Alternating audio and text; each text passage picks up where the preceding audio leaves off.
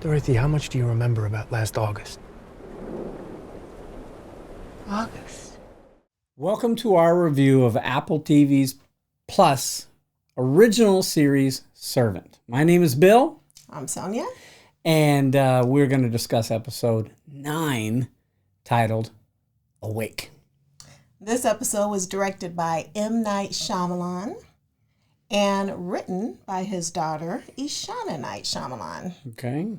We decided to name this episode Jerry, since the reborn doll is back. Scary Jerry. I never put the two together, Jericho and Jerry, though. Like really? when you were saying Scary Jerry, it was called Scary Jerry. I was just like, okay. I don't know why I didn't think about that. I thought you knew all this time that the actors on the show called the doll Scary Jerry. I just did. This was a very dark episode, right? For many reasons. The first thing was the lighting. The scenes were dimly lit, so it was literally dark, which is typically used when the director wants to either isolate a subject or convey drama, which is all about drama. Yeah, right? I did a little research on the lighting situation. Okay. And this technique is called low-key lighting. Oh. It draws attention to a serious subject matter. Okay. So I think M. Night Shyamalan used it here to convey the darker emotional side of this story. And it worked. Yeah, it worked. Yeah, the first thing we hear when the episode begins is the sound of the storm, and Dorothy's on the phone with the hospital trying to find out what happened to Sean and Julian. Mm-hmm. My husband and brother were in an accident. Could you please hold? Please understand the gravity of the situation. We're here in the living room where Dorothy's being told to stop acting like a Karen by the woman on the phone and wait. Like, hey, everybody, look outside, lady. There's a problem. Everyone's trying to figure that out. Mm-hmm. And she's like all upset. But we're acutely aware that she's alone with Leanne here. Did you notice how scary Leanne looked in the background? Her silhouette was out of focus, and the bouquet of Leanne looked super creepy. I didn't at the time, but I wonder if that was done intentionally to make Leanne appear like a creature or like a shadow we've seen in previous episodes. Mm-hmm. Leanne reassures Dorothy here that the Sean and Julian will be back in one piece. Everything's gonna be okay. I'm sure they'll come home to you in one piece. This is right about the same time that Dorothy is patched through to Sean, who appears to be okay. Yeah. But he says the words no one ever wants to hear. There's something we need to talk about. Oh, boy. Except in this situation, it's good because we've been waiting for this talk to happen for well over 3 years now. So this talk is well overdue. Listen, Dorothy, I need to see you. There's something we need to talk about. I think what he tells Dorothy on the phone from this point is all said to throw Leanne off his scent, right? Because Sean tells Dorothy, like, are you with anyone? And, Dorothy says, I'm with Leanne. And he proceeds to tell Dorothy he may be discharged in a few days, possibly a week. It's not going to be soon. How long do you think? I don't know, days, maybe a week. He tells her that Toby can bring over a basket of food, like tomorrow at 8 a.m. That obviously was code, as we see later in the episode. He doesn't mean food. Definitely a Sean thing to do. It sounded believable, especially since Sean said he'd fill the basket with all of Dorothy's favorite foods like prosciutto, and black truffles. There's also a conversation and dialogue between Leanne and Sean. Leanne phones Sean pretending to be Dorothy, which is funny because Dorothy was just whispering in Jericho's ear how they can pretend not to be afraid of Leanne. Yeah. Can't let her see that we're afraid. We can pretend, okay? And in this instance, Leanne is provoking Sean, right? Telling him that After you heal, you're gonna have to build yourself a whole new life. That'll take some effort. So let's talk about when Sean promises that Dorothy is stronger than she thinks. She's stronger than both of us and we'll fight you. Like, Yeah, right. okay. Leanne decided to watch over her that night, just in case Sean was right, though. Yeah. She doesn't trust her at all. Once morning comes, we see Dorothy waking up with Jericho wriggling all around in her arms. She heads downstairs to find Leanne already up. Yeah, maybe Leanne was watching because Jericho was moving all around like that. Maybe. Like, doesn't want to fall off the bed. But Dorothy goes downstairs. She finds Leanne, has rearranged the furniture. Of course, Leanne is listening to Vivian Dale, a.k.a. Salika Knight, a.k.a. Best Father of the Year. He really supports his daughters. M. Night Shyamalan really supports his daughters. For sure. So, but Leanne thought it would be a good idea for all three of them to watch a movie together. Yeah. I thought that maybe the three of us could watch a movie.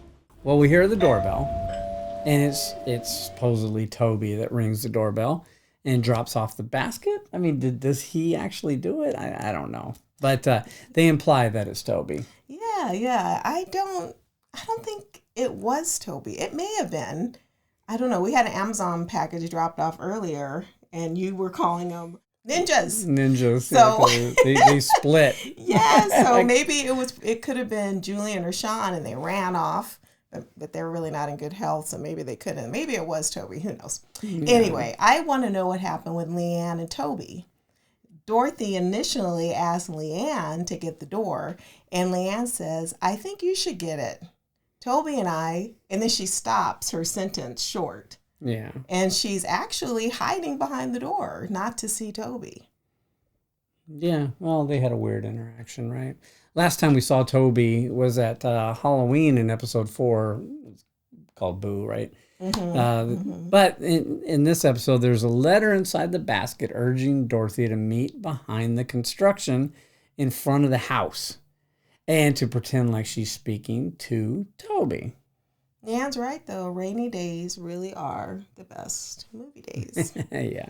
I love that Leanne suggests they watch something scary. Should we watch something scary?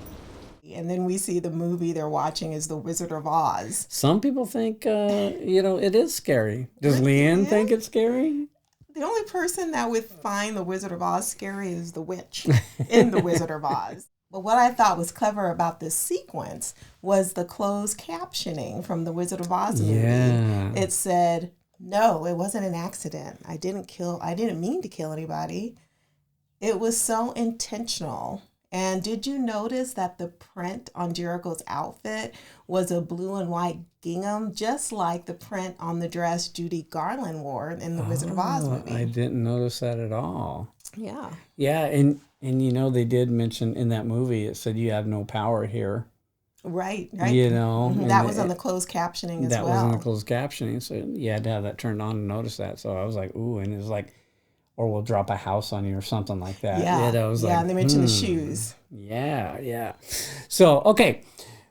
So Lauren Ambrose may be a great actress, but Dorothy Turner isn't. She comes across so fake as she's trying to convince Leanne that she needs a rest and asks her to take care of Jericho. Agreed. Are you sure you don't mind giving him to me? Of course not. I know you love him. Well, it made me wonder if Leanne was she fooled or just playing along? I think it would be weak writing if Leanne all of a sudden started falling for obvious BS at this point. Dorothy continues the obvious setup, asking Leanne to bathe Jericho in the bath so she can rest. When Dorothy hands Jericho over, did you notice how it seemed she knows she may never see him again? Or like she's using or sacrificing the baby just to get to Sean?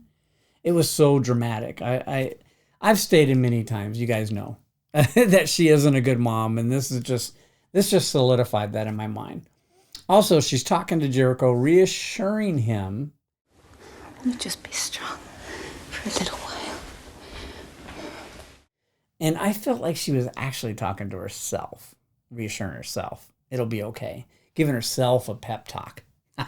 You know what I mean? So like, especially when she says, "I love you more than anything," I felt like she was talking about herself.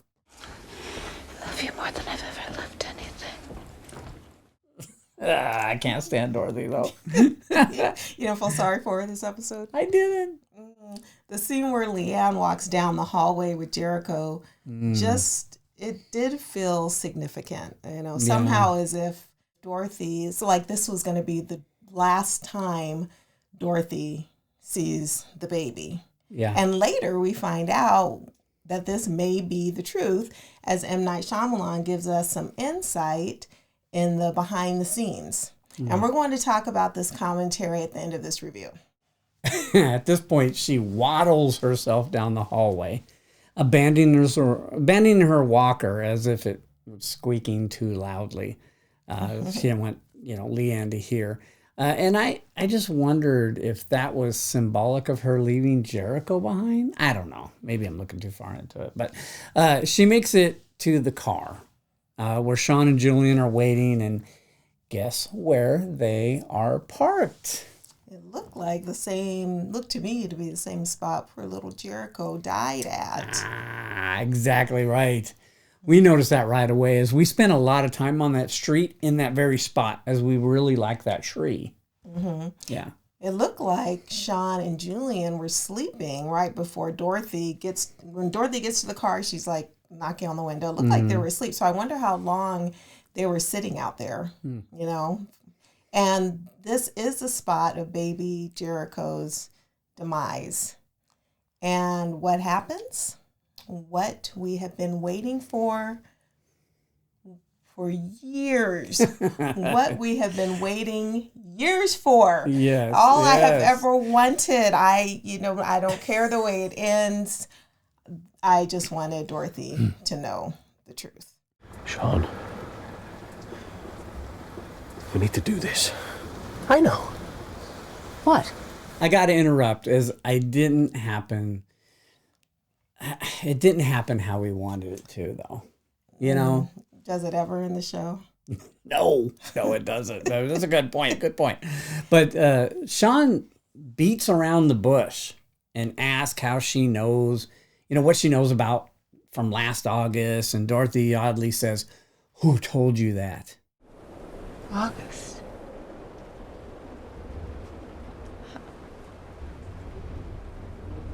Who told you that? Right, because she's been struggling with that time missing. And she actually told Bev and Bobby about it. Oh, yeah, right. I forgot about that. She thought the nurses snitched her out, right? That's what she's probably thinking. How'd you find out? Well, Sean starts admitting that he took the spot on Gourmet Gauntlet to take a break from her and the baby, her and Jericho, and how he isn't a natural parent like Dorothy. I was just so tired. No one tells you how hard it is to be a dad, and I'm not a natural parent. Not like you are. Oh my God. He's still kissing her butt for some reason. He loves her.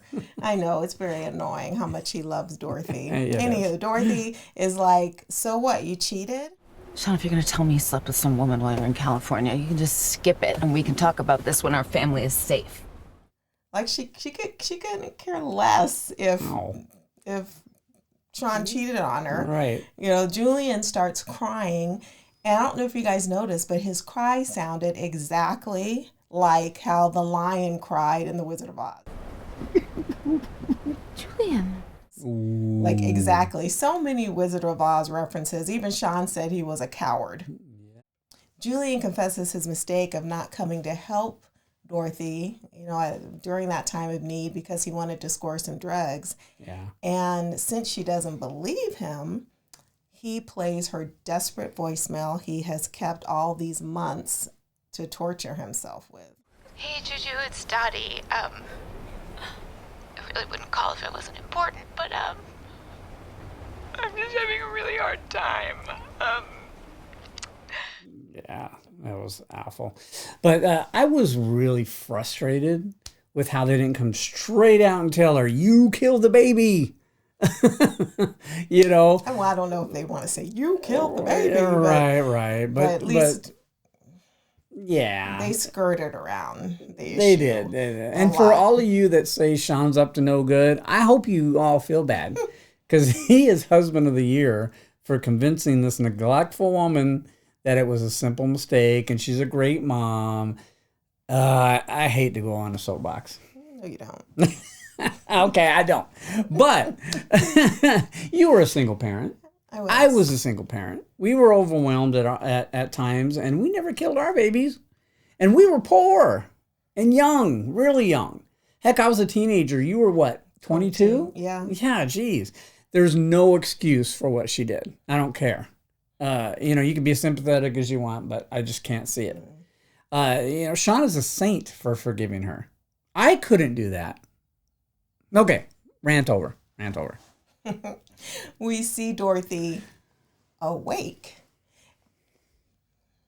I think she's awake, and she remembers what she did, and she goes ballistic. Dorothy, stop! I mean, she's kicking and punching and biting her way out of the car in fierce anger. Mm-hmm. So I don't know who she's angry at. Is Right. she angry at them? Because I don't. She should be angry at herself. This is how it didn't happen the way we really wanted it to happen. Hopefully she was, but right, she bursts out of the car, right? And Sean and Juju hold her as one cohesive unit finally. Probably what they should have done months ago. Hey, there you go, for sure. At this time, Leanne notices the car with its doors open and checks Dorothy's room, finding her gone. And we realize it's about to go down. They tell Leanne it's over. Leanne, come down here! We told her everything, it's over! They come in the house, right? Tell her it's over, and Dorothy knows. But then they see something odd. Yep. Jericho, Scary Jerry, is a doll again. Yes. Which we knew it was going to be a doll again because we saw earlier he was in the crib, that the reborn doll was in the crib. But we've been waiting for this moment for so long. Yes. And Sean's in the house again, by the way, because remember last episode, Leanne says you're not come back in here. But anyway, Julian mentions the tunnels and Uncle George's BS story. Okay, this is done. We know about your tunnels and how you've been switching the baby and the doll just to fuck with us. But Leanne isn't conceding to a dang thing. Nope. She doubles down, actually, right? She lays it all out on the table. I can do extraordinary things, Dorothy. Explains how she does extraordinary things, and she could bring Jericho back. Dorothy, I can bring him back for good. For good, right? And how he is now in that place without her. And that all Dorothy has to do is say yes. All you have to do is say yes. So it's settled, right? Supernatural. Well, it's not settled yet. We think it is. But there is no way Leanne could have ran all the way down to the basement apartment and switched the baby for the doll in that short a time. Right. Between seeing the car and the Turners entering the house. And then if they really thought that, why didn't they just go look in the tunnels for the baby? Right. So it basically ends at this point, and they leave us in the precipice of the Faustian bargain, right? It looks like at this point, if Dorothy says yes, she gets Jericho, but must remain with Leanne as a package deal. And if no, she loses Jericho for good. yeah, all she gets is the truth. And that is sometimes not so great. So what do y'all think she will say? Okay, well, now that we've spoken on the episode, let's talk about the M. Night behind the scenes. That was, in my humble opinion, more enlightening and possibly revealing than Awake episode itself was. Why do you say that? Well, he basically 100% confirms the Faustian bargain angle. You know, even though we're thinking that was it, but he confirms it, right? And based on this, I think we could roll out the big time theories like this is all a dream, Or that Dorothy is in a mental ward right? institution. How disappointing would that be? Oh my God, totally. Totally, that would be awful. So what things jumped out at you, and how did that change your perspective on it? Any new theories? Well, not so much new, but it kind of focused things for me. Like, I still can't say I know what will happen, but in some of the scenes, I can ascertain that Dorothy will have to make a choice. Keep living the lie or accept the truth and give up Jericho. I saw in the interview thing, Leanne like lighting a match and throwing it down the stairs from the same place that Dorothy fell from. And that kind of tells me that Dorothy will pick the truth. And that basically means Leanne loses the bargain, right? And she's going to burn this whole place to the ground.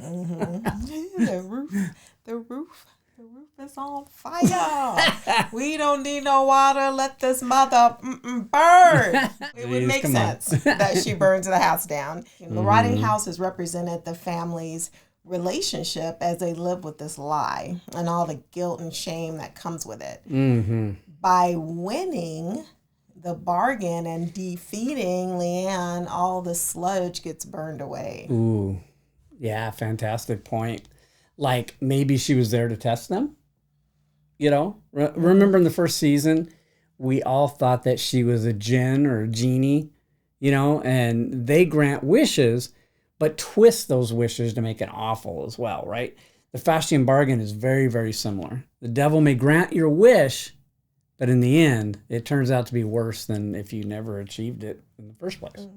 Any other revelations from behind the scenes with M. Night Shyamalan? Well, yes, but this one is a stretch. A stretch Armstrong, like a super stretch, right? Like tinfoil hat. So I saw the tall man and the twins showing up in the house, or showing up to the house, which makes me feel that they will reveal what Leanne is, which, other than Dorothy realizing she sucks as a parent, is the next best thing that we want to know, right? Seems like a lot of wishful thinking, but you know, I did see the tall man too, so definitely think the cult is going to be in the next episode. Probably is. We'll see in the final or the finale next week. You know, how many Uncle Georges would you give it? For about 3.5, maybe. Why? I can't give it 5 like others because it wasn't as straight out and obvious as I was hoping it would be. You know, I agree. If we would have gotten a different reaction from Dorothy when she found out, I'd have given it 5. I thought it was beautifully shot, but I'm going to go with you. I'm going to say 3.5. Okay. But I can't wait. It has been 4 years of speculation and of a lot of work doing these reviews. It all comes to a crescendo next week. We have one more episode to go. Wow. Well, until then, like and subscribe. Bye. Bye.